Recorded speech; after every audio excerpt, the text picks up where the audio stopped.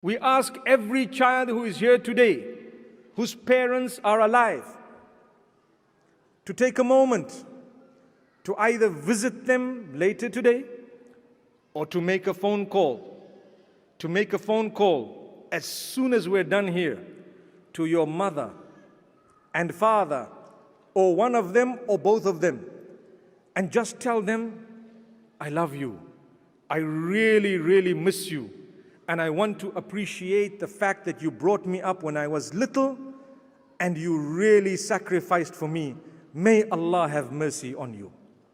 Will we do that? MashaAllah, that was quite a good yes. Alhamdulillah. Trust me, it will change your life. Do you know why? The mercy of Allah automatically descends upon a person who tries to make his or her parents happy. When the rahmah of Allah, you are asking that Allah has mercy on your parents. The angels are saying, oh Allah, have a double mercy on this particular person. And the dua of the angels is much more powerful than your dua.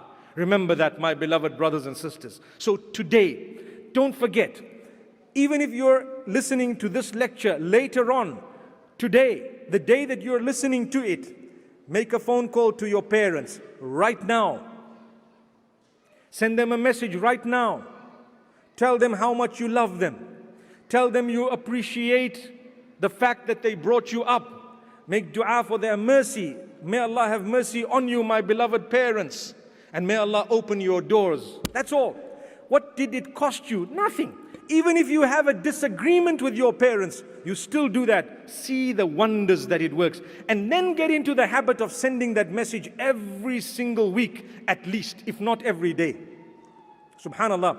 Your life will change, because when Allah instructed you to do something and you did it, you are not only obeying the instruction of Allah that would actually bring about His mercy, but you're making someone happy. You make someone happy, Allah will make you happy. You make your parents happy, Allah will make you even more happy.